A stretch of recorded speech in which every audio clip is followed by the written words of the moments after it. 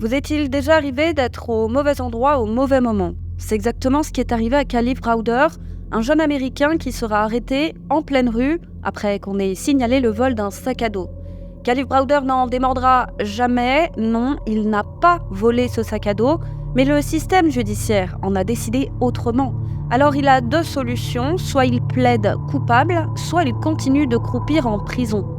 Mais comment s'accuser de quelque chose qu'on n'a pas commis? Hors de question, pour lui, il va tenir tête au système et refuser chantage. Mais à quel prix? Il sera traité comme la loi interdit qu'on traite un animal. Il sera recraché par le système judiciaire, brisé jusqu'au plus profond de son être à cause d'un sac à dos et d'un délit de faciès. Son histoire est si injuste qu'elle mobilisera l'opinion publique, mais plus important, elle fera changer la loi. Plongé au cœur du système tant judiciaire que carcéral, après cette vidéo, croyez-moi, vous n'oublierez jamais le nom de Kalief Browder. Et j'ai donc l'honneur et le privilège de vous présenter l'un des faits divers que j'affectionne le plus et qui restera à jamais gravé dans ma mémoire et dans mon cœur. Un fait divers que je n'ai pas traité tant le reportage qui lui est consacré était à mes yeux parfait.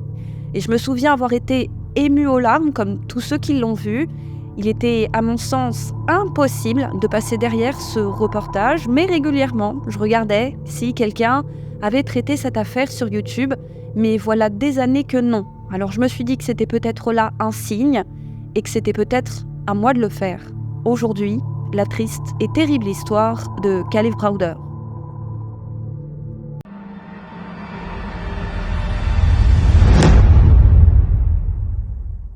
Ce sujet est difficile, alors attention aux plus sensibles d'entre vous, et j'attire votre attention sur une chose, qu'il faudra bien garder à l'esprit d'ailleurs tout au long de cette vidéo, la personne concernée n'a que 16 ans. On parle donc d'un adolescent et non d'un adulte.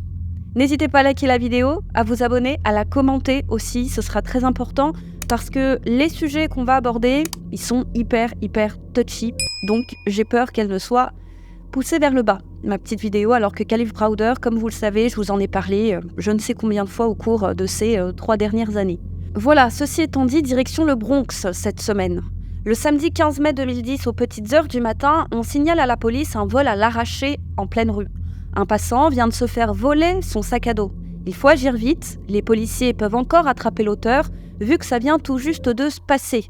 Une patrouille se précipite sur les lieux. Sur place, 2 hommes les attendent, 2 frères. On ne connaît pas le prénom de l'un. Alors, l'un sera appelé par son prénom, Roberto, et l'autre par leur nom de famille, donc son frère, Bautista. Et donc, Roberto, accompagné de son frère, explique que c'est son frère qui vient de se faire voler, mais comme il ne parle pas anglais, il s'est précipité sur les lieux pour l'aider à traduire ses propos. Il explique que le vol vient d'avoir lieu et que dans le sac à dos, il y avait un appareil photo, une carte de crédit, 700 $ en espèces, ainsi qu'un iPod Touch. C'était les lecteurs MP3 en forme de téléphone de l'époque. Il explique que bien que les choses se soient passées très vite, son frère a eu le temps d'apercevoir les 2 hommes, qu'il décrit comme étant, je cite, 2 hommes noirs. Les policiers ne risquent pas d'aller bien loin avec cette description plus qu'approximative, mais comme les 2 sont probablement encore dans le coin, ils décident de fouiller les environs, sait-on jamais, alors ils font monter les 2 frères dans leur voiture pour les aider. Et alors que tous scrutent chaque passant, lorsqu'ils sont sur Arthur Avenue, près de la 186e rue, leur regard se pose sur 2 hommes noirs. Il s'agit là de 2 amis, Kalief Browder, âgé de 16 ans, et un ami. Ils rentrent alors à pied d'une fête ayant eu lieu dans le quartier de Belmont. Les policiers arrêtent leur véhicule, font un contrôle d'identité aux 2 adolescents. Vous l'aurez compris, ces contrôles d'identité sont un prétexte. Le but est de montrer les 2 jeunes hommes à Bautista afin qu'ils puissent les reconnaître ou non. À ce stade, Kalief et son ami ne savent pas ce qu'il se passe, mais ils ne s'inquiètent pas plus que ça. Après tout, c'est leur quotidien, ils ne comptent plus le nombre de fois où ils ont fait l'objet de contrôles d'identité. Ils sont légion ici. Mais cette fois, les choses ont l'air d'être différentes, puisque bientôt, d'autres voitures de police arrivent. Et ces voitures sont équipées de projecteurs puissants qu'ils vont braquer sur les 2 adolescents. L'inquiétude monte d'un cran pour Kalief et son ami. Il demande pourquoi on les arrête. Un policier explique qu'on vient de signaler un vol. Les deux se défendent. Non, ils se trompent, ils n'ont rien volé. Et Khalif, désespéré, dit « Je n'ai volé personne. Vous pouvez vérifier mes poches. » Les deux adolescents sont alors méticuleusement fouillés et effectivement, aucune trace du sac à dos, ni de son contenu, ni de quoi que ce soit d'ailleurs de répréhensible sur eux. Puis, l'un des policiers s'en va. Puis, en plissant les yeux, les adolescents comprennent qu'il parle là à la victime. Puis le policier revient vers eux, mais cette fois avec une histoire différente. Et oui, Bautista vient de changer de version. Donc le policier explique que le vol n'a pas été effectué cette nuit, mais 2 semaines plus tôt, et qu'ils viennent d'être formellement reconnus. Les deux amis sont menottés, direction le poste de police du 48e arrondissement pour un interrogatoire en règle. Et alors qu'ils sont placés dans le véhicule, les deux amis paniqués expliquent qu'ils n'ont rien fait et qu'on leur dise au moins ce dont on les accuse d'avoir volé. Mais l'un des policiers les rassure, pas de panique, il a l'habitude et vu ce qui leur est reproché, ils seront probablement libérés dans la soirée. Et dans la voiture, Khalif demande à son ami s'il a fait quelque chose. Après tout, ce n'est pas la première fois qu'il se retrouve dans la mouise à cause de ses amis, et on y reviendra. Mais non, son ami jure qu'il n'a rien fait. Alors, arrivé au poste et comme le veut la procédure, on prend leurs empreintes, puis direction la cellule en attendant d'être auditionné. En parallèle, Bautista, avec l'aide de son frère, fait une déposition en bonne et due forme. Bautista commence par expliquer que le vol a eu lieu 2 semaines avant. Les policiers veulent en savoir plus. D'accord, mais quand exactement ? C'était où ? Y avait-il des témoins, etc., etc. Et Bautista hésite. Il ne sait plus très bien. Il explique que c'est peut-être le dimanche 2 mai 2010, ou peut-être un peu avant, ou un peu après. Mais en tout cas, c'est dans ces eaux-là. D'accord, mais alors c'était où ? Y avait-il des témoins ? Là encore, Bautista semble perdu. Il ne sait plus très bien et à force d'être pressé de questions, il explique finalement qu'on a essayé de le voler, mais que les auteurs n'ont pas réussi. Mais il est formel, il s'agit bien de Khalif et de son ami. C'est bien eux. Il les a reconnus. Donc faisons une pause pour résumer les choses. Ça veut dire que pour non pas un vol, mais une tentative de vol, tantôt l'un, tantôt l'autre, on ne sait pas, sachez que la version de Bautista n'aura de cesse de changer avec le temps. Donc pour une tentative de vol ayant eu lieu 2 semaines avant, les policiers seraient tombés comme par magie sur les auteurs en pleine rue, à savoir les 2 bons hommes noirs, comme ça, au pif, dans une ville qui compte pas moins d'1,47 million d'habitants. C'est presque 2 fois la population de Marseille. Eh bien dis donc, quelle chance. Remarquez comment, dès le début, rien ne va. Mais comme Bautista a décidé de porter plainte, l'affaire suit son cours. Et sachez que Khalif et son ami resteront dans le flou le plus total, des heures et des heures en cellule. La nuit passe et lorsqu'enfin un policier se présente à sa cellule, le naïf Khalif pense qu'on va le faire sortir. Il dit au policier « C'est bon, je peux partir ?» Non. Avec son ami, ils sont conduits au tribunal pénal du comté du Bronx et c'est 17 heures après leur arrestation qu'ils seront enfin présentés à un policier et à un procureur. Enfin, on leur explique de quoi ils sont accusés. Les deux, chacun de leur côté, se disent innocents et expliquent qu'ils se baladaient juste dans la rue. Puis, une fois entendus, ils sont renvoyés en cellule et on les informe que les résultats de ces auditions seront rendus le lendemain. Et le lendemain, le verdict tombe pour les 2 amis. Ils sont accusés de vol qualifié, de grand larcin et d'agression. Et ils seront jugés pour ça dans le cadre d'un procès dont la date sera fixée ultérieurement. L'ami de Khalif est libéré dans l'attente de son procès, mais comme Khalif est en probation pour une affaire antérieure, pour lui, c'est direction la prison. Et non pas dans un centre de détention pour mineurs, non. Il est envoyé du haut de ses 16 ans, bientôt 17, dans une poignée de jours à Rikers Island, qui est l'une des pires prisons du pays. Donc il est envoyé dans l'une des prisons les plus dangereuses d'Amérique pour une suspicion de tentative de vol de sac à dos. Il n'est donc même pas encore coupable qu'il est déjà envoyé dans un coupe-gorge. Et ça, avouez que c'est assez délirant. Forcément, Khalif Browder tombe des nues. Il connaît bien la réputation de cette prison, comment ne pas la connaître. Même ici en France, de l'autre côté de l'Atlantique, on la connaît, sa réputation. Et son seul espoir, c'est de payer sa caution qui est fixée à $3 000. Et ces 3000 dollars du haut de son jeune âge, c'est un lycéen comme les autres, eh bien il ne les a pas. Et 3000 dollars, ça représente une véritable fortune pour n'importe lequel des habitants de son quartier pauvre.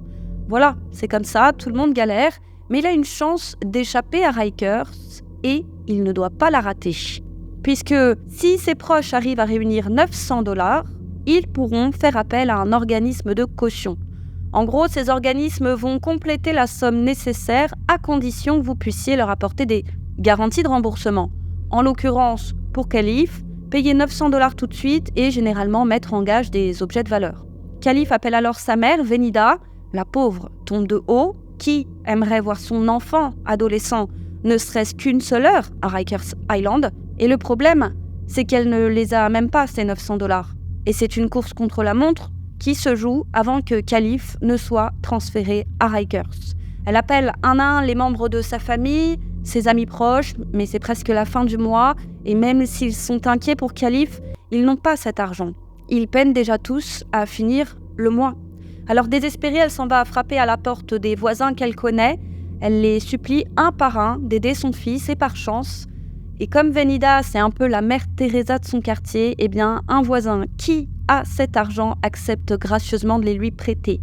Et une fois la somme en poche, Venida se précipite auprès du premier organisme de caution venu avec le peu d'objets de valeur qu'elle possède pour compléter la garantie. Elle est reçue, mais voilà, l'employé lui explique qu'il y a un problème. À cause de cette affaire antérieure, l'agent de probation de Khalif avait suspendu toute possibilité de libération sous caution si Khalif ne respectait pas à l'avenir les termes de sa conditionnelle. Ce qui veut dire que même si Venida avait réuni les 3000 dollars, elle n'aurait jamais pu faire sortir Khalif de prison dans l'attente de son procès. Et justement, une présentation de Khalif s'impose pour que vous puissiez bien comprendre quel genre de jeune homme s'apprête à pénétrer dans l'une des prisons les plus dangereuses du monde. Khalif est né le 25 mai 1993 à New York. En raison de la toxicomanie de sa mère, il est dès sa naissance placé sous la garde des services de protection à l'enfance. Et sachez que la mère biologique de Khalif est une habituée de la chose, car c'est déjà le 8e enfant qu'on lui enlève à cause de sa toxicomanie. Khalif a donc 7 grands frères et sœurs qui ont tous été placés avant lui. Et par chance, 5 d'entre eux, les plus jeunes, avaient été en famille d'accueil chez la même femme, la fameuse Venida Browder. Elle les avait même adoptés légalement un à un. Alors c'est tout naturellement, et pour ne pas séparer la fratrie qu'à la naissance de Khalif, les services sociaux se sont tournés vers Venida. Et Venida a tout de suite accepté de l'accueillir. Elle est comme ça, Venida, c'est un petit bout de femme extraordinaire, et pourtant elle n'a rien d'autre à offrir que son grand cœur. Elle a tout au long de sa vie accueilli des enfants, alors même qu'elle a elle-même des enfants biologiques. Elle ne l'a pas fait pour pallier à ça, non. Elle l'a fait pour aider ses enfants. Elle n'a jamais pu détourner le regard face à un enfant en difficulté. Alors, elle en a accueilli 1, puis 2, puis 3, et elle ne s'est finalement jamais arrêtée. Elle est pourtant loin d'être une privilégiée. Elle habite une petite maison en briques de 2 étages sur Prospect Avenue, un quartier malfamé où règne violence et misère. Mais elle savait qu'offrir à ses enfants, dans le besoin, un véritable foyer, était leur seul moyen de s'en sortir. Donc sa porte était toujours ouverte à ces petites âmes en peine. Alors quand les services sociaux ne savaient pas quoi faire, ils se tournaient vers Venida. Ils savaient qu'ils pouvaient compter sur elle, puisqu'elle a toujours pris soin d'eux. Et c'est pas moins de 34 enfants qu'elle élèvera tout au long de sa vie. Qu'ils soient biologiques ou placés, elle n'hésitera pas, comme je vous l'ai dit d'ailleurs, à adopter légalement nombre d'entre eux. Et elle a toujours mis un point d'honneur à tous les considérer comme ses enfants. Alors quand elle a appris que le petit Khalif était venu au monde, elle a tout de suite accepté de l'accueillir pour qu'il ait une chance de grandir avec ses frères et sœurs biologiques dans un environnement sain. Et lorsqu'elle a eu le petit Khalif dans ses bras, elle l'a tout de suite aimé. Bienvenue dans la famille, Khalif. Il y avait donc toujours une flopée d'enfants dans cette petite maison en briques de Prospect Avenue. Il fallait serrer un peu, c'est sûr, mais il y régnait toujours la joie et la bonne humeur, puisque Venida n'aura de cesse de remplir son rôle de mère avec amour, conviction et engagement. Elle savait toute l'importance d'une bonne éducation. Après tout, la misère, ce n'est pas une fatalité. Elle savait qu'elle avait entre ses mains le pouvoir de changer leur destinée. Elle savait qu'avec de l'amour, ses enfants, qui seront plus tard des adultes, pourraient, s'ils le voulaient, déplacer des montagnes. De ce fait, Khalif a grandi sans encombre. Voilà, il n'a jamais manqué de rien. C'est un jeune de quartier comme un autre. Sociable, il a toujours eu beaucoup d'amis. Tout le monde l'appréciait dans le quartier. Et Benida veillait au grain. Voilà, c'était pas l'élève le plus sérieux, certes, mais il était intelligent et avec des notes moyennes à basses, il arrivait tout de même à toujours passer la classe supérieure. Il était comme ça, Khalif. Il faisait le moins d'efforts possible, mais juste assez pour passer la classe d'après. Et hors de question pour Benida que ses enfants ne tiennent les murs, elle sait qu'elle doit faire attention. Le quartier est gangréné par la criminalité et la tentation de l'argent facile est grande pour ces jeunes. C'est pour ça qu'elle n'a eu de cesse d'apprendre à ses enfants les valeurs essentielles à ses yeux, à savoir la politesse, l'importance de l'école et le goût du travail. Mais bon, elle ne fait pas non plus des miracles. Et Khalif s'y pliait. Après le collège, il sera scolarisé à la New Day Academy, une école publique sans prétention, avec des résultats certes inférieurs à la moyenne, mais qui permet tout de même à qui veut bien se donner du mal de décrocher son diplôme, avec en prime des activités scolaires assez diversifiées. Et au lycée, Khalif est apprécié de ses professeurs qui le décrivent comme un jeune homme très intelligent et, je cite, amusant. Voilà, Khalif, c'était un filou. Il aimait par exemple se glisser dans la classe de ses amis et il attendait que le professeur ne le remarque et qu'il le mette dehors. Et ça faisait toujours rire toute la classe. On est donc loin du cliché de l'adolescent en errance. Mais voilà, 8 mois avant son arrestation, Khalif s'est mis dans le beau drap. Il avait déjà eu quelques démêlés avec la police, mais jamais rien de grave, jamais d'arrestation. C'était pas un délinquant, mais en 2009, toujours à l'âge de 16 ans, alors qu'il s'amusait avec des amis du quartier, l'un d'eux les a appelés. Est-ce que ça les intéresse de conduire une voiture ? Alors, imaginez, waouh, vous imaginez bien que personne dans le groupe n'avait de voiture. Et il y en a une juste là, une petite camionnette qui a été dénichée, on ne sait où, on ne sait comment, mais l'occasion est trop belle. Les adolescents en soif de frissons et d'aventure sont tous partants. C'est pas tous les jours, après tout, qu'ils peuvent être au volant d'un véhicule. Et ils vont prendre place dans le véhicule et rouler au hasard dans les rues, sauf que patatras, le voilà qui s'encastre dans un véhicule alors à l'arrêt, et le tout non loin d'une patrouille de police. Sans surprise, les policiers découvrent que la petite camionnette a été volée, c'est celle d'un boulanger qui n'avait rien demandé à personne. Et l'un des policiers est catégorique, il a vu Khalif au volant. C'est donc lui le responsable principal et les autres, disons, ses complices. Et Khalif a toujours nié avoir été au volant. D'après lui, il ne faisait que regarder.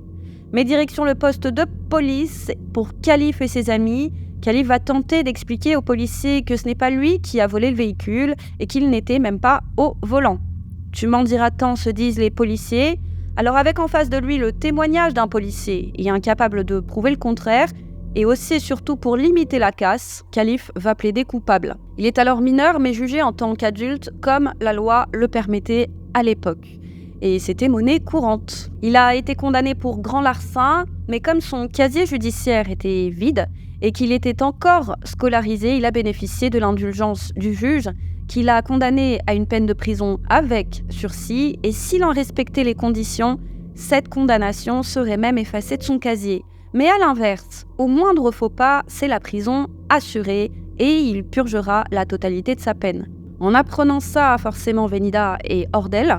C'est bête, c'est stupide, mais Khalif la rassure, il a bien retenu la leçon. Et voilà que l'année suivante, il est arrêté en pleine rue en revenant de soirée, comme vous le savez, suspecté d'une tentative de vol de sac à dos. C'est alors, comme on l'a vu, la case prison pour Khalif dans l'attente de son procès. Et le pauvre, il est terrorisé. Il ne connaît personne à Rikers, pas même l'ami d'un ami. Et aussi et surtout, il est loin d'avoir une stature impressionnante. Petit et gringalet, il a plus l'apparence d'un grand enfant que d'un homme. Et pourtant, il sait qu'il ne pourra compter que sur lui-même. Et dites-vous qu'alors qu'il est mineur, qu'il bénéficie de la présomption d'innocence pour une suspicion de tentative de vol de sac à dos, dans le cadre d'un dépôt de plainte bancal, les autorités vont faire le choix de le placer dans le quartier appelé Robert Davoren Center de la prison, à savoir le quartier le plus violent de Rikers Island. Il va donc côtoyer les prisonniers considérés comme étant les plus dangereux de New York. Rendez-vous compte, les plus dangereux certes, mais ceux de son âge. Alors voilà, Khalif débarqué à Rikers, joyeux anniversaire, on t'en prie, installe-toi, fais comme chez toi.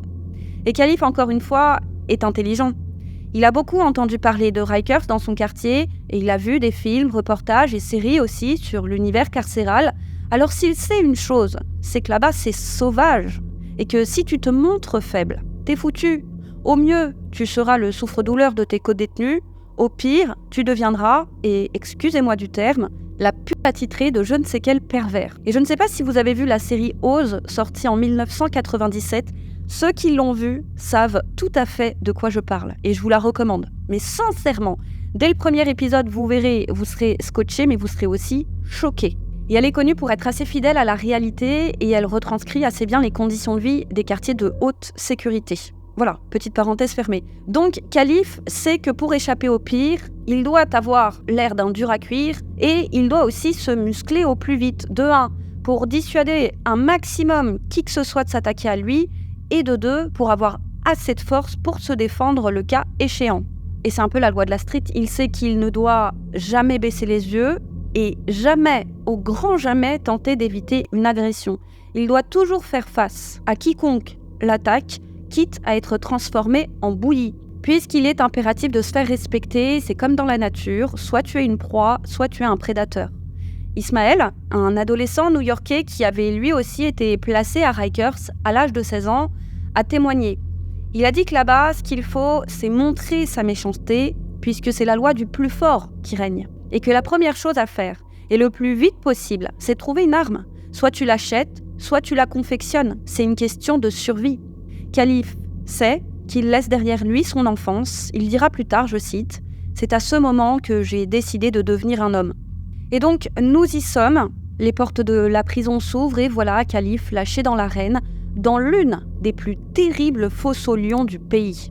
Son objectif, se faire le plus discret possible en espérant que la date de son procès soit fixée au plus vite. Mais au quartier Robert d'Avoren, se faire discret, c'est juste gagner du temps.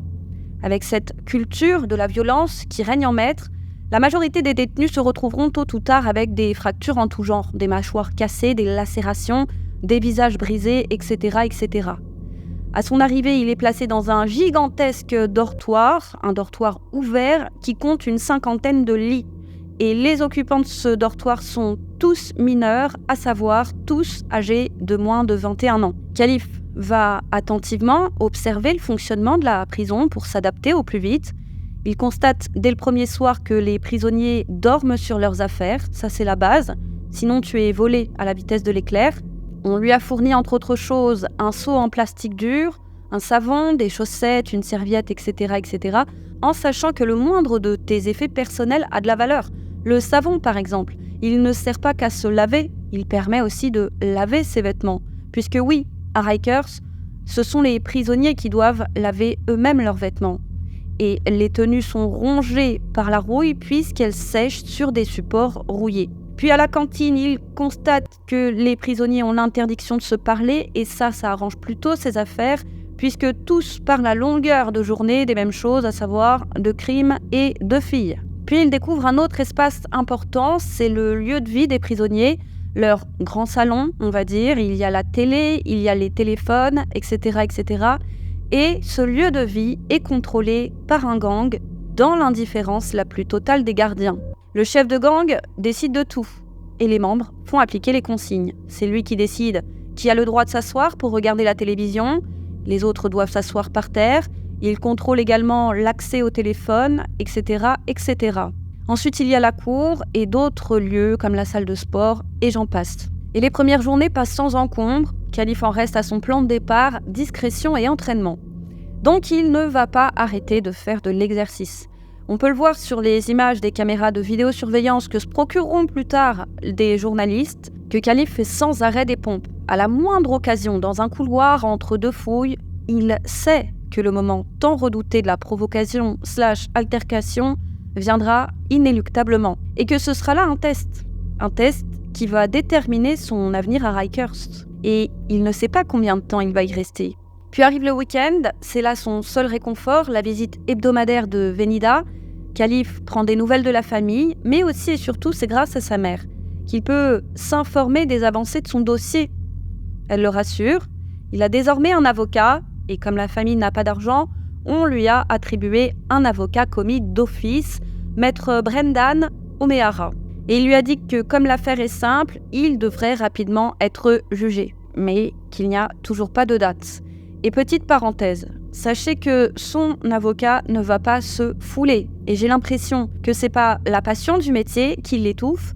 Et comme nombre de confrères, et ça c'est important de le savoir, il croule sous les dossiers. C'est l'État qui lui attribue des dossiers. Et combien de dossiers il le souhaite. Donc même s'il le voulait, il n'aurait jamais eu le temps de traiter correctement ces dossiers, car l'État n'a de cesse de surcharger les commis d'office. Il se contentera toujours de faire le minimum en encaissant le peu d'argent alloué par l'État. Pas une seule fois, par exemple, il ne prendra la peine de venir visiter Khalif en prison. Non, c'est Benida qui devra à chaque fois se déplacer à son bureau et toutes les communications transiteront par elle. Et c'est pas faute pour Khalif d'avoir essayé de l'appeler, mais jamais maître Brendan O'Meara ne lui a répondu. Plus tard, l'avocat expliquera avoir le souvenir de quelques communications par webcam avec lui, mais non, c'est dans sa tête, Khalif n'aura jamais ce privilège. Et d'ailleurs, ne perdez pas de vue qu'aux États-Unis, il y a une justice à deux vitesses, il y a celle des riches et celle des pauvres. Et Rikers en est un des symboles, puisque 80% des prisonniers incarcérés sont, comme Khalif, dans l'attente d'une décision de justice. Marie Buser, qui est l'ex-adjointe du département de la santé mentale, a déclaré, je cite, « Rikers Island est un endroit pour les pauvres, et aussi pour les malades mentaux. Ils y sont envoyés faute d'hôpitaux psychiatriques. Ils ont fermé les uns après les autres à partir des années 60. » Les visites de Benida, c'est aussi l'occasion pour Khalif de donner son linge sale pour éviter la rouille. Il peut aussi compter sur elle pour alimenter le compte qui lui sert pour faire des achats à l'épicerie. Et ça, c'est un luxe à Rikers. Nombre de prisonniers n'ont personne pour les aider. Et l'épicerie, c'est plus qu'important à Rikers. La nourriture y est épouvantable. Alors, pouvoir avoir des collations, ça permet de manger correctement. Et Khalif va vite apprendre à protéger ces précieuses collations, puisque ses codétenus lorgnent dessus. Et on sait comment ça se passe, ça commence par lorgner, puis après ça passe à l'action.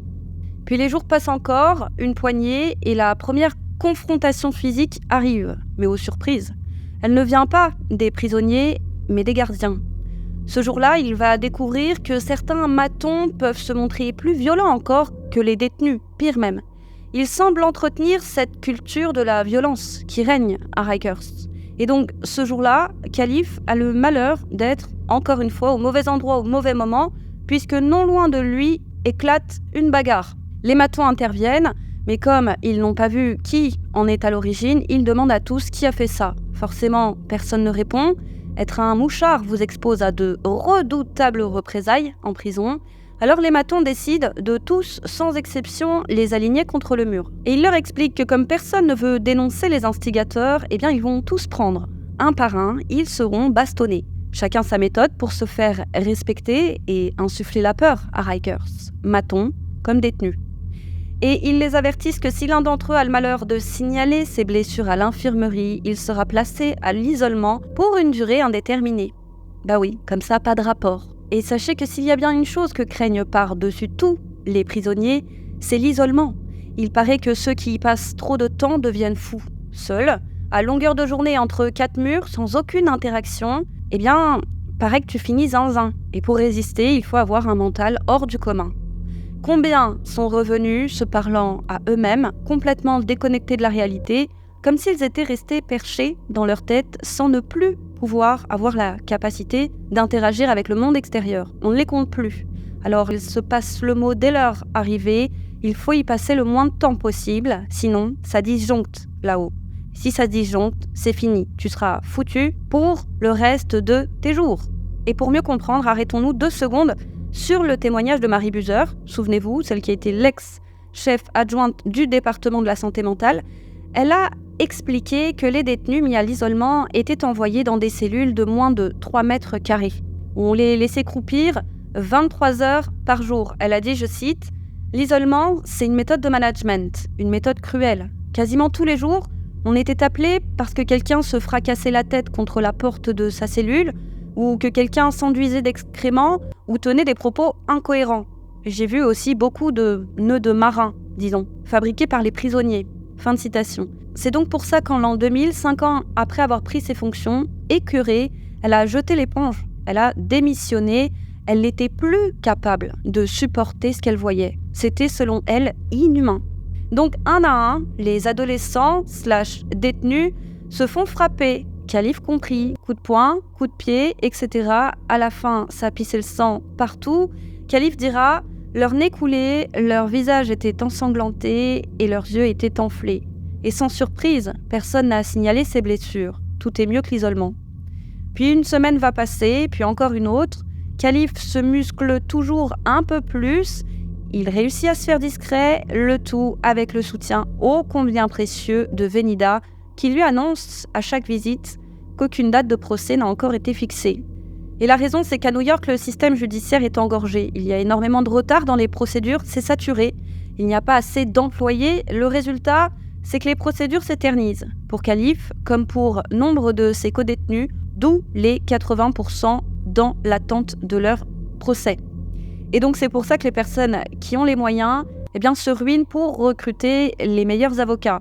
Un bon avocat, un requin, comme on dit dans le milieu, peut faire toute la différence. Il peut pousser votre dossier pour accélérer la procédure, il peut dénicher des vices de procédure, il peut faire annuler les procédures qui reposent sur des dossiers bancals, sans preuve valable, etc., etc. Et un autre jour, alors que Khalif et d'autres sont tranquillement assis en train de regarder la télé, un codétenu juste derrière eux décide de leur casser les pieds. Et voilà, il s'amuse à lancer des objets comme ça, et Khalif et d'autres lui demandent de s'arrêter, mais il continue de leur balancer des objets, ça le fait rire. Alors Khalif prend les baskets du gars et les lance. Maintenant, ça suffit.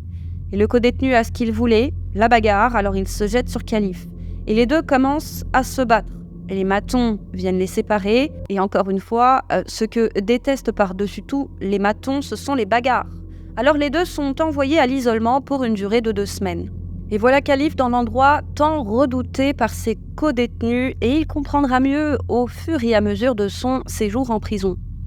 Tant qu'on ne l'a pas vécu, il est impossible de se rendre compte de ce que c'est. Sachez qu'à cette époque, il était interdit de détenir un animal seul, enfermé, sans interaction, mais ce qu'on interdisait déjà pour un animal tant c'est cruel, était autorisé pour les humains. Et spoiler alerte, sachez que de nos jours aux États-Unis, il est interdit de placer à l'isolement une personne de moins de 21 ans, ne serait-ce qu'un jour. Et la raison, c'est qu'avant cet âge, et en réalité avant l'âge de 25 ans, le cerveau n'est pas arrivé à maturité, puisque tout au long de l'adolescence, le cerveau est dans une phase active de restructuration et de recablage intensif. Et ce processus s'achève à l'âge d'environ 25 ans. Et donc ça expose ces jeunes à de plus grands risques de graves séquelles psychologiques irréversibles. Et leurs aînés, bien sûr, ne sont pas exemptés de ce risque. Et donc, Khalif, qui a maintenant 17 ans, sera enfermé 23 heures sur 24. Mais comme il a la possibilité d'avoir des livres, il va lire, encore et encore. Lui qui n'était pas un grand lecteur, l'y voilà forcé, et il va y prendre goût. Voilà, il commence par des magazines, ensuite des romans de gare, puis il finira par lire des grands classiques. Mais comme il est mineur, il a la chance de bénéficier d'un enseignement. Ainsi, chaque matin, on lui glisse ses cours qu'il rend le soir et qui lui reviennent corrigés, etc., etc. Et ainsi de suite tous les jours. Enfin, ça, c'est dans la théorie, puisque dans les faits, c'était au bon vouloir des matons. Et quand Khalif a eu le malheur de se plaindre, on l'a privé de nourriture. Ça lui apprendra à fermer sa bouche. Khalif trouve le temps long, et comme c'est la période des beaux jours et qu'il n'y a aucun système de climatisation, il suffoque. La température y est insupportable. Il baigne dans sa sueur. On se croirait dans un four. Et le silence imposé par les gardiens est régulièrement transpercé par des cris d'horreur. Ce sont ceux qui craquent ou ceux qui ont fini par perdre les pédales. Khalif bénéficie quotidiennement d'un appel de 6 minutes, alors il appelle sa mère. Et quand il sort enfin, à l'issue des 2 semaines, il se dit que finalement ça va, que ce n'est pas si terrible que le disaient ses codétenus. La vie reprend son cours, Et c'est après 74 jours d'enfermement que Khalif est enfin présenté à un juge. Nous sommes alors fin juillet 2010. C'est la surprise la plus totale puisque Venida, qui a pu se déplacer à l'audience, a elle-même été prévenue à la dernière minute. Mais c'est là une merveilleuse nouvelle pour Khalif, mais c'est là une audience préliminaire. Un grand jury composé de divers citoyens décide de l'inculper pour vol qualifié avec violence. On lui demande ce qu'il plaide. Khalif reste sur ses positions, il n'a rien fait et plaide non coupable. Sa décision est actée, charge aux deux parties de se préparer en vue du procès. Il y a d'un côté le procureur qui va représenter l'État et ainsi Bautista, et il y a de l'autre côté Khalif et son avocat.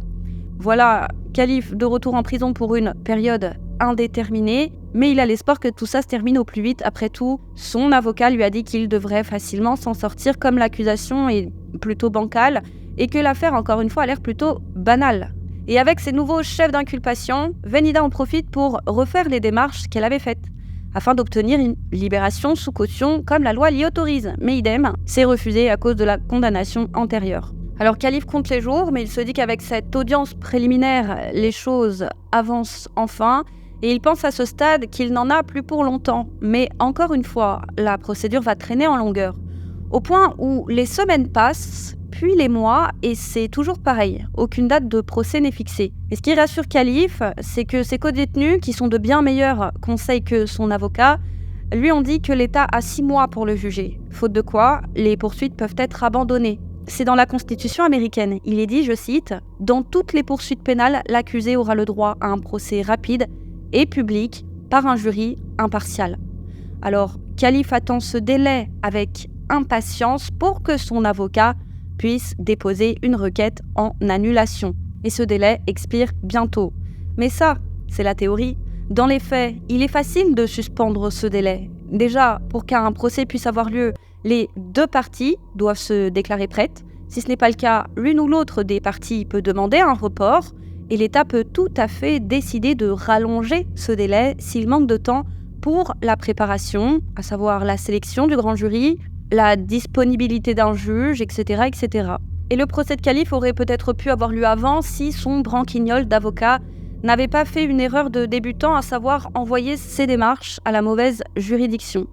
C'est celle du Bronx qui s'occupe de l'affaire de Khalif et lui s'adressera un temps au tribunal de Westchester avant de se rendre compte de son erreur. Alors imaginez, tout ça mis bout à bout.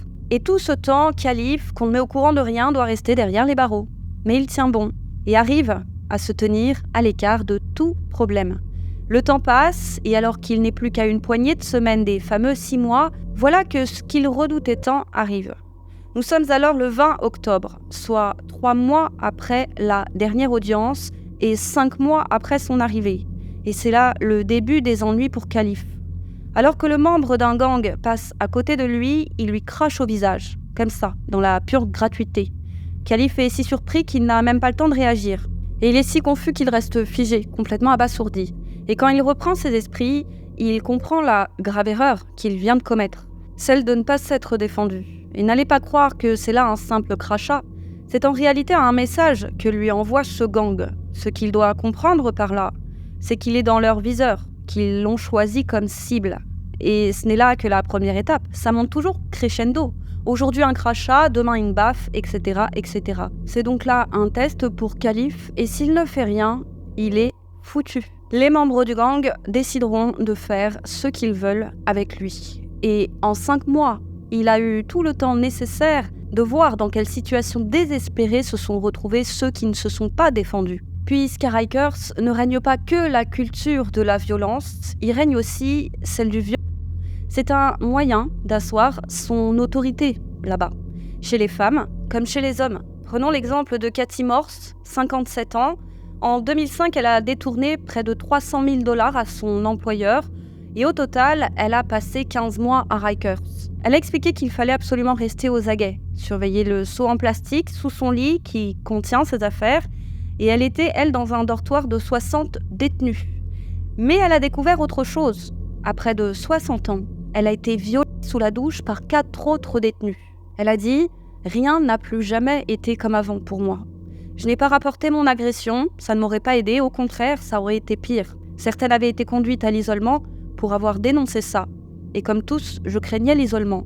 Cette prison dans la prison. Fin de citation. Et oui, puisqu'il faut savoir qu'il a été avéré, prouvé, que des matons étaient de connivence avec des gangs. Et ces membres de gangs avaient une sorte de passe-droit. Et les balancer, en tout cas balancer le mauvais détenu, un détenu protégé, pouvait vous conduire à l'isolement. Alors, Khalif sait qu'il doit agir vite par rapport à ce crachat. En prison, on doit rendre coup pour coup. Alors, quand dans l'après-midi, il se retrouve avec ce membre de gang, accompagné bien sûr de 15 de ses acolytes, il sait que c'est là le moment. Il doit leur envoyer un message clair pour qu'ils changent de cible. Et en bons lâches qu'ils sont, les intimidateurs n'aiment pas trop s'attaquer à ceux qui leur donnent du fil à retordre. Ils vont généralement privilégier des proies plus dociles. Alors, Khalif, c'est ce qu'il a à faire. Il y a réfléchi des heures. Et il va s'approcher comme si de rien n'était du groupe, il va faire semblant de parler à l'un, et dans un effet de surprise totale, il saute sur le chef de la bande et lui assène son plus beau coup de poing. Et comme il s'est bien musclé depuis son arrivée et qu'il a sacrément gagné en force, eh bien le chef de gang s'écroule. Et le résultat est celui auquel Khalif s'attendait. Les 15 membres du gang se jettent sur lui. Il se défend comme il peut. Avec l'énergie du désespoir, il sait qu'il doit tenir bon, se protéger jusqu'à l'arrivée des matons. Ils arrivent et les séparent.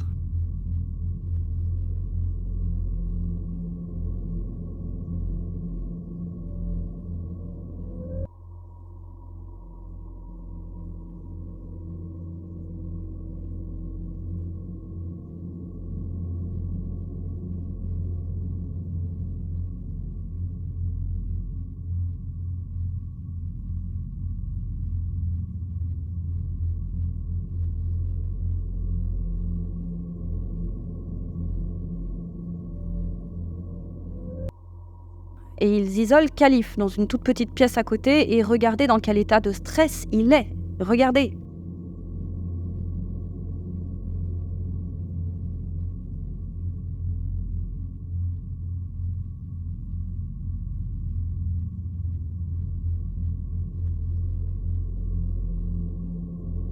Je pense qu'à ce moment, il doit se dire « Mais je vais peut-être mourir plus tard. Ils vont me traquer pour se venger. Qu'est-ce que j'ai fait ?» Mais il n'a pas le choix.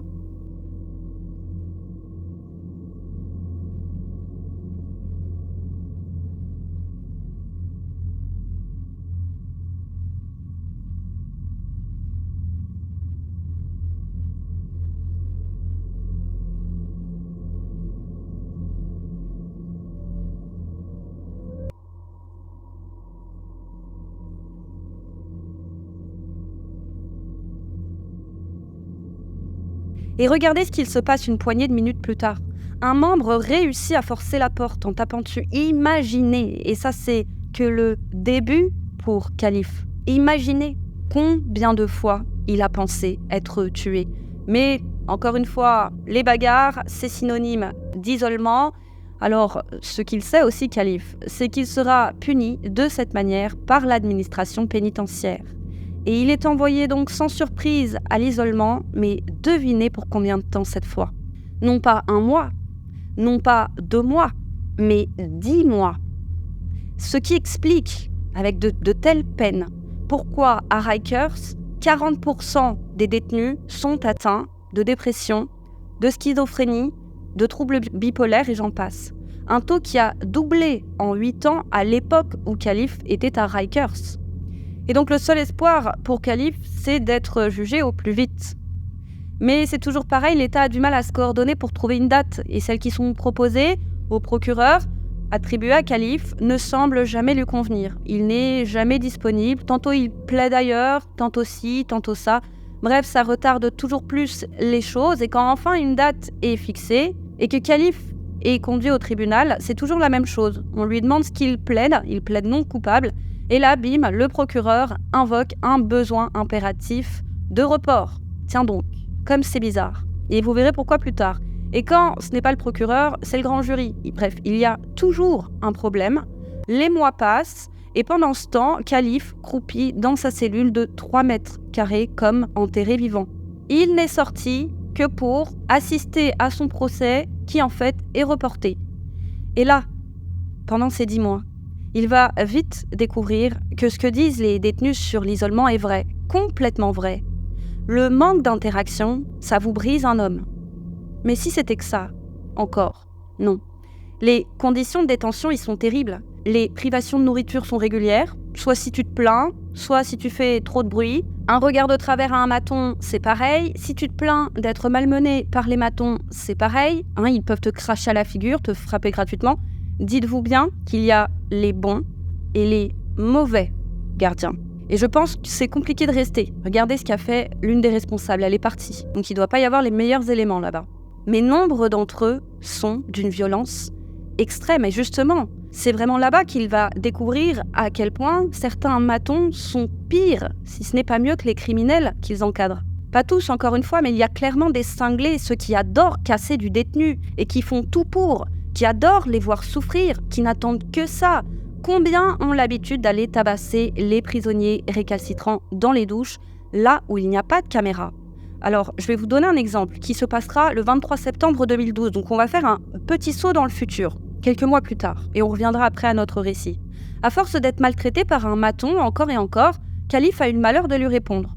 Et ce cinglé l'a mis au défi d'aller régler ça dans les douches, à la loyale, le lendemain, à l'abri des regards. Et Khalif a accepté. Il a dit « C'est ça que tu veux ? Ah, alors oui, je vais me battre ». Et ce maton, sachez-le, était connu pour s'organiser des combats privés réguliers avec les détenus. Autant vous dire qu'il était devenu un spécialiste du free fight. Donc le lendemain, le maton est venu chercher Khalif, il l'a menotté, comme c'est la procédure, pour le conduire à la douche. Mais aussitôt sorti de sa cellule, il l'a attaqué par derrière. Et il a zigouillé Khalif, qui était, lui, le pauvre, entravé avec les menottes. Et ça sous l'œil des caméras. Donc c'est dire à quel point ils sont tout pouvoir et à quel point ils se protègent les uns les autres. Parce que pour en arriver à ne même pas se cacher, et une fois Khalif à terre, un collègue arrive pour le maîtriser. Et une fois, heureusement, que les images seront retrouvées par les journalistes, eh bien, ce cinglé sera congédié. Donc, revenons-en où nous étions. Khalif est à l'isolement et les jours passent, les semaines, les mois, et les lectures depuis bien longtemps ne suffisent plus.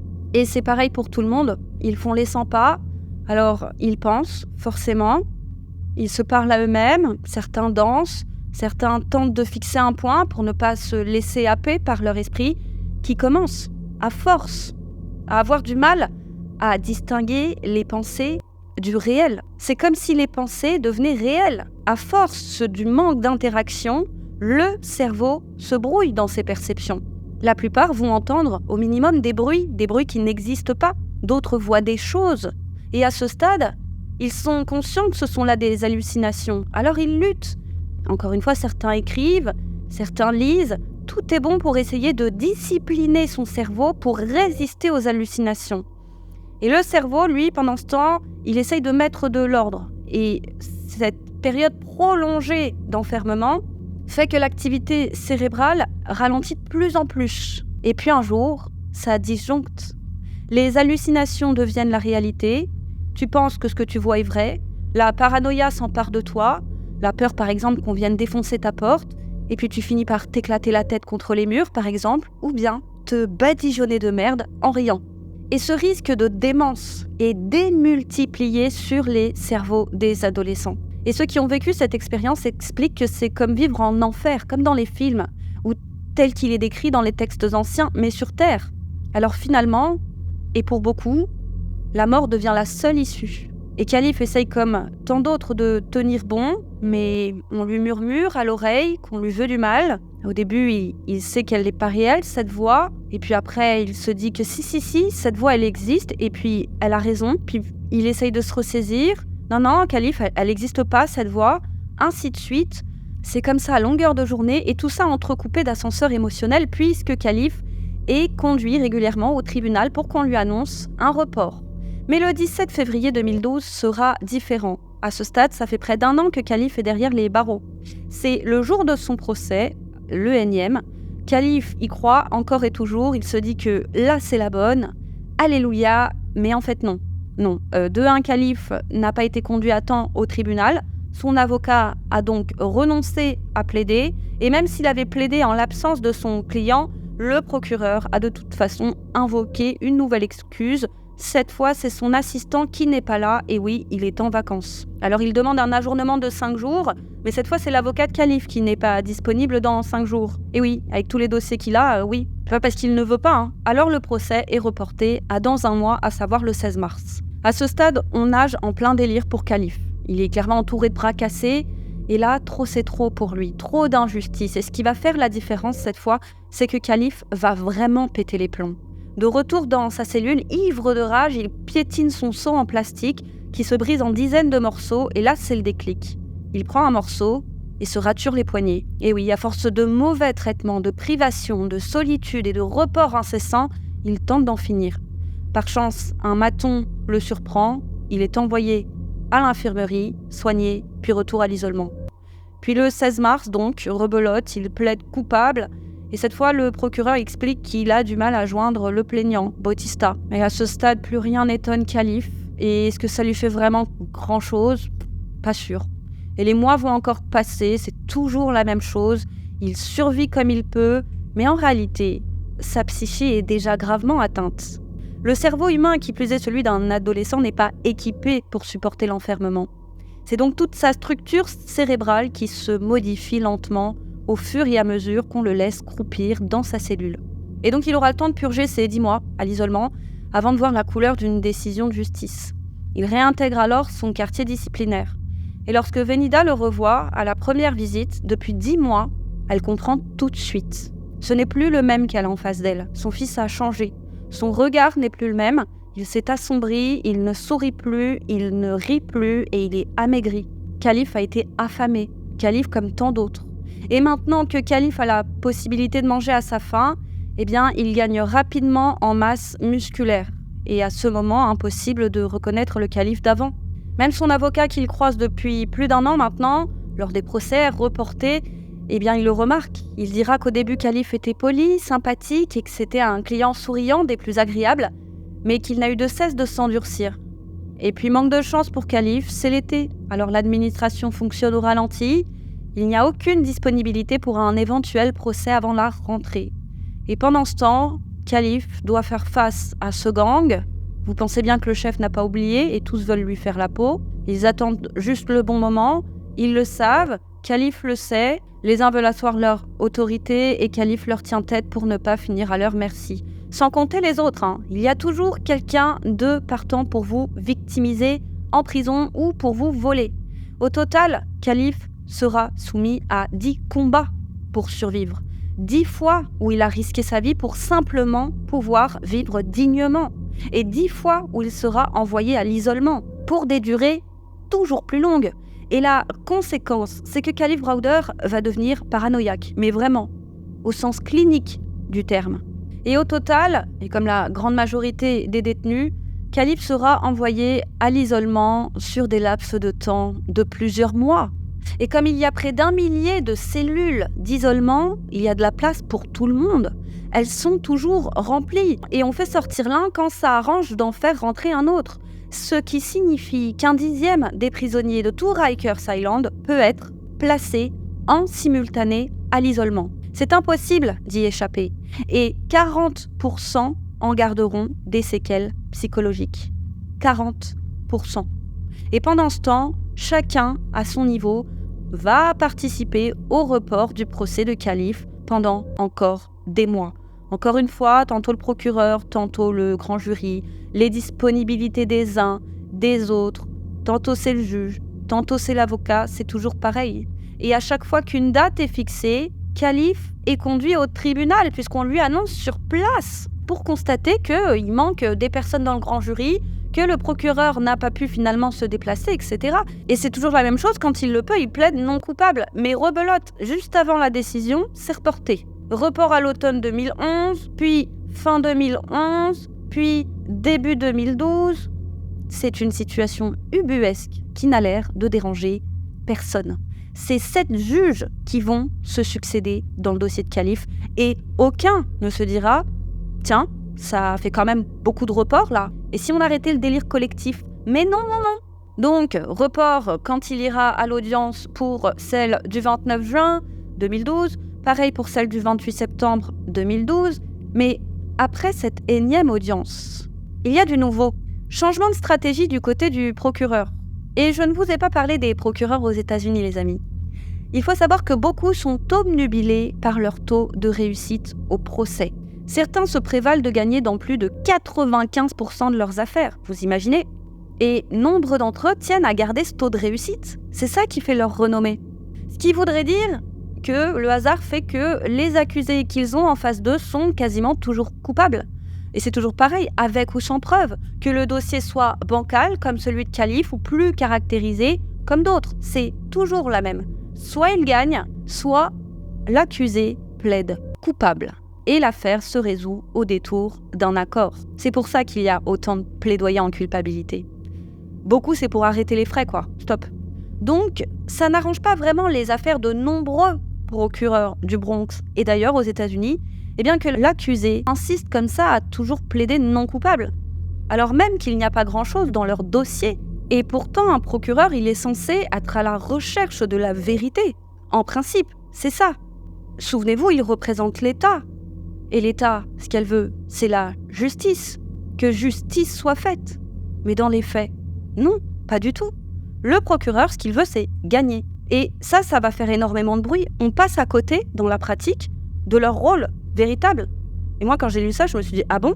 Ils sont censés être à la recherche de la vérité ? Parce que c'est toujours la même chose, ils veulent gagner. Même s'ils savent que le dossier est bizarre ou quoi, ils veulent gagner. Alors le procureur va proposer à Khalif un plaidoyer en culpabilité. Il plaide coupable, en échange de quoi ? Il écopera d'une peine de 2 ans et demi de prison. Et ça fait justement 2 ans et demi, que Khalif est derrière les barreaux. Donc traduction, s'il plaide coupable, il sort immédiatement de prison. Et l'avocat de Khalif va lui dire d'accepter. Il a dit que 99% des prisonniers auraient accepté, mais Khalif refuse. Même si sa vie est misérable en prison, c'est hors de question. Il veut aller jusqu'au bout et qu'on le reconnaisse innocent, car il est innocent. Donc Khalif refuse. Et la rebolote. Nouveau procès le 2 novembre 2012, idem, report. Et à chaque fois qu'on le sort de prison pour aller au tribunal, c'est la fouille intégrale, nu. Et tu te baisses, tu souffles, qu'on contrôle ton derrière, pour être sûr que tu n'y as rien glissé. C'est des humiliations sur humiliation pour Khalif. Mais le vaillant Khalif reste digne. Son avocat dira que n'importe qui se serait énervé et contre lui le premier. Mais Khalif ne s'en est jamais pris à son avocat. Jamais il n'a eu à l'encontre de son avocat un mot plus haut que l'autre. Mais dans le fond, il est en colère. Quant au bureau du procureur, il reste sur sa stratégie. Ce qu'on veut, c'est l'avoir à l'usure et faire plier le récalcitrant. Et ce que personne ne sait même, c'est que ça fait pas mal de temps, plusieurs mois, que le bureau du procureur a perdu contact avec leurs clients. Il a quitté le pays, Bautista, et depuis des mois. Ça veut dire que cette affaire n'a plus lieu d'être, comme il n'y a plus d'accusation. Quant à Roberto, le frère, ça fait belle lurette qu'il est injoignable. Mais c'est la boulette. Comment pourront-ils justifier d'avoir laissé un adolescent en prison alors même que l'affaire aurait dû être abandonnée depuis des mois ? Mais le bureau du procureur va insister. Sauf que, bientôt, va débarquer un nouveau protagoniste et ce protagoniste va tout changer. C'est la juge Patricia Dimango. Elle a été appelée dans le Bronx pour faire le ménage. Elle était à Brooklyn avant et elle aussi a une réputation à tenir, celle d'être juste. Avec elle, pas de report inutile. Pour elle, il y a 2 types d'affaires, celles qui sont étayées, qui doivent être jugées et au plus vite pour respecter le droit de tout un chacun à avoir un procès équitable et rapide, comme le veut la loi, et les autres. Ces affaires qui n'ont pas lieu d'être. Et le fait que 81% des prisonniers de Rikers soient dans l'attente de leur procès et que cette statistique a envahi le débat public récemment, eh bien ça fait que le gouverneur a commencé à être montré du doigt. Alors, il a appelé en renfort Patricia Dimango. À Brooklyn, elle était nommée juge Judy. Et ça doit parler à certains. Sachez qu'elle est bien connue des Américains puisqu'elle a une émission télévisée à son nom, Hot Bench, une émission à succès d'ailleurs. Et c'est elle qui a été nommée dans l'affaire de Khalif Browder, comme dans toutes celles qui sont en attente de décision de justice depuis plus de 2 ans. Et ils sont 1 millier dans ce cas. Et donc c'est le 13 mars 2013 qu'a lieu l'audience de Khalif avec cette fois la juge Judy. Et elle a tout de suite remarqué la légèreté du dossier. Mais elle va faire ce qu'elle sait faire de mieux dans ces cas-là, sonder l'accusé et fonctionner à l'instinct. Et pour ça, rien de mieux que de discuter un peu avec l'accusé. Alors elle explique à Khalif que si il perd son procès, il encourt 15 ans de prison. Ce qu'elle veut, c'est voir sa réaction. Et Khalif se dit prêt. Ensuite, elle lui propose de plaider coupable dans 2 chefs d'accusation en échange de 16 mois de prison. C'est là plus qu'alléchant. Alors, juge, Judy se dit qu'en proposant ça, n'importe quelle personne coupable aurait accepté. Mais Khalif refuse, il est innocent. Et là, juge Judy en est sûre, elle a en face d'elle une personne innocente. Et elle s'en amuse. Elle demande à Khalif s'il est sûr de lui. Il répond que oui, il est sûr. Alors elle va lui annoncer, et le tout en une seule séance. En guise de cadeau d'anniversaire, lui qui a fêté ses 20 ans 4 jours plus tôt, eh bien qu'il est libre. Qu'en l'état, il n'y a pas matière à le déclarer innocent, puisqu'il n'y a pas matière à ce qu'il soit jugé. Il n'y a rien dans ce dossier qui légitime un procès. Elle explique qu'elle ne pourra officialiser ça que d'ici 1 semaine, qu'en attendant, il est libéré et qu'elle compte sur lui pour se présenter à la barre dans 1 semaine en homme libre alors qu'ils se tiennent à carreau. Elle lui dit ça le sourire aux lèvres. Et là, Khalif est abasourdi. Il se dit enfin, après tant d'années. Et c'était là, la 31e audience pour Khalif et le 8e juge. Pour des raisons administratives, Khalif est envoyé en prison, il doit y passer une dernière nuit et demain matin, c'est fini, il sera libre. Alors Venida et toute la famille étaient folles de joie. Elle a dit à Khalif qu'ils l'attendraient tous de pied ferme devant la prison, mais pas besoin pour Khalif. Comme il ne sait pas à quelle heure il est libéré, c'est lui qui viendra à eux. Et le lendemain, après avoir signé quelques paperasses, le voilà dehors. Et sa première pensée a été « Je suis libre !» Je suis libre. Il passait son temps à se dire ça. Et c'est euphorique qu'il a pris le bus, puis le métro, et qu'il est enfin arrivé chez lui. Et qu'il a serré tout le monde dans ses bras, à commencer par celle qui a toujours été là, jour après jour, son ange gardien, Venida. Et ils ont tous pleuré de joie, tous, sauf Khalif. Ses larmes ont trop longtemps coulé, il a vidé le stock. Il n'y a plus grand-chose qui réjouit Khalif, en réalité. Et je ne vous ai pas tout raconté sur son séjour à Rikers, les amis. Sachez qu'il a passé au total 1111 jours, dont près de 800 en cellule d'isolement. Il a passé plus de 2 ans sur 3, enfermé 23 heures par jour dans une pièce de 3 mètres carrés. Le résultat, c'est que Khalif est sorti de là donc paranoïaque, mais aussi dans une intense dépression. Et il a revu ses amis, ils étaient tous diplômés, certains étaient à l'université, et sa garde-robe était un vestige de son ancienne vie, puisque depuis il a grandi et que plus rien ne lui va. Il a jeté ses jeux vidéo, il n'a plus joué au basket. C'était ses 2 grandes passions, maintenant il reste enfermé dans le noir, dans sa chambre, à faire les 100 pas et à se parler à lui-même. Exactement comme il l'a fait pendant plus de 2 ans à Rikers. Et voilà, on lui a volé 3 ans de sa vie, une partie de son équilibre mental, et il doit faire comme si de rien n'était. Mais un proche à lui va tout changer. Il enrage que Khalif ait été traité de la sorte et que personne n'ait eu à répondre de ça. On s'est trompé, désolé, merci, au revoir. Et hors de question pour ce proche, il va donc appeler un avocat, maître Prestia, et lui parler de Khalif. Et l'avocat au début, il pense à une farce. Un adolescent de 16 ans qui a passé plus de 2 ans pour un sac à dos. Bref, il est curieux de rencontrer ce Khalif. Et pour lui, ça lui semblait beaucoup trop gros pour être vrai. Alors certes, il sait à quel point le système judiciaire peut être défaillant à New York, mais une telle affaire. Il n'avait jamais vu une telle affaire. Alors Khalif ira, après tout, pourquoi pas, et en regardant son dossier, maître Prestia est bouleversé et incrédule. Ce genre d'affaire se termine en quelques jours normalement. Il ne comprend pas comment tant d'intervenants différents n'ont rien fait pendant tant d'années. Il y a, selon lui, bien plus qu'il ne le faudrait pour intenter une action en justice contre la ville. Et ça, Khalif n'y avait pas pensé, bien trop occupé à essayer de reconstruire sa vie. À ce moment, le pauvre se considère comme un raté, il n'a aucune estime de lui-même. Il s'est pourtant inscrit à un GED, c'est un diplôme aux États-Unis. Il prend aussi des cours d'informatique, il essaye vraiment de se relever. Donc maître Prestia va attaquer l'État de New York. Il aidera aussi Khalif à trouver un travail à mi-temps. Khalif distribuait alors des flyers dans la rue pour une bijouterie et il se sentait bien, comme ça, dans la rue.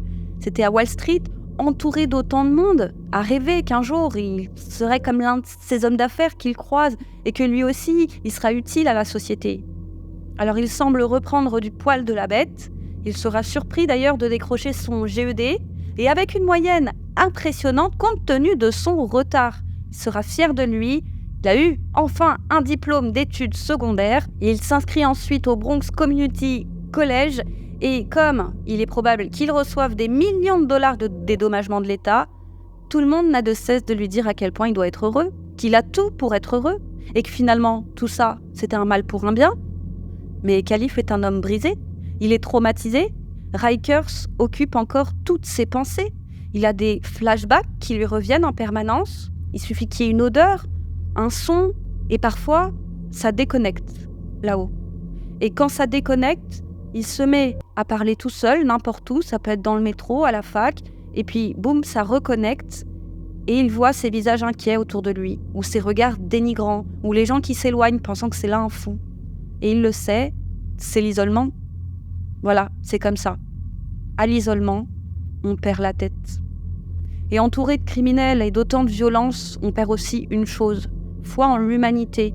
Alors le pauvre Khalif est sans arrêt, pendant les mois et les mois qui vont suivre sa sortie de Rikers, année même, sur le qui-vive. Il vérifie 15 fois les portes et les fenêtres avant de dormir. Si quelqu'un le regarde un peu trop longtemps, il psychote direct. Il se demande si on veut lui faire du mal, si quelqu'un veut le voler. Et puis il jette tout le temps des coups d'œil derrière lui, est-ce qu'on le suit? Et puis, il va se passer une chose à laquelle il n'aurait jamais pensé. Une journaliste du New Yorker, Jennifer Gonnerman, va entendre parler de son histoire. Et elle aimerait la raconter. Khalif hésite. Est-ce qu'on va lui faire du mal encore? Et puis après tout, pourquoi pas? Et à la publication de cet article, c'est le choc. L'article devient viral. Les médias du monde entier s'emparent de cette histoire à peine croyable. Comment a-t-on pu traiter de la sorte un adolescent? Que sait-on de la vie à 16 ans, si ce n'est qu'on croit tout savoir? Les Américains vont se demander combien de Khalifs ont vécu ça. On apprendra qu'il y a d'autres affaires qui stagnent depuis 4 ou 5 ans. Et tout le monde veut Khalif sur son plateau. Tout le monde écoute son histoire épouvantable. Nombre de célébrités vont lui manifester leur admiration. John Legend ou encore Jay-Z. Et Jay-Z va même en faire un reportage. Et ses amis du quartier à Khalif, ils se disent que c'est fou. Alors ils lui disent « Mais tu as de la chance, les célébrités du pays t'appellent, et en plus tu seras bientôt riche, mais t'as trop de chance. » Et voilà que tout le monde dans le quartier veut être ami avec lui, maintenant. On dit qu'il sera bientôt riche et qu'il a rencontré Jay-Z, alors tout le monde se précipite à sa porte, et combien lui demande déjà de l'argent alors qu'il n'en a pas? Alors qu'il n'a rien touché et que dans le fond il s'en moque. Il a dit que tout l'or du monde ne lui ramènera jamais cette chose qu'on lui a volée, je cite, le bonheur. Alors il s'enferme dans sa chambre, il fait les 100 pas et il se parle à lui-même encore et toujours. Près de 2 ans après sa sortie, il fera l'objet d'un reportage magnifique, multi-récompensé. Je vous le conseille, The Khalif Browder Story. Je crois qu'en ce moment il est sur Netflix. Et dans ce reportage, on le voit et il y a une scène qui m'a déchiré le cœur. Alors qu'il est entouré de journalistes et de caméramans en plein tournage dans le métro, ça déconnecte. Il se balance légèrement et il commence à se parler à lui-même, encore et encore, puis ça reconnecte.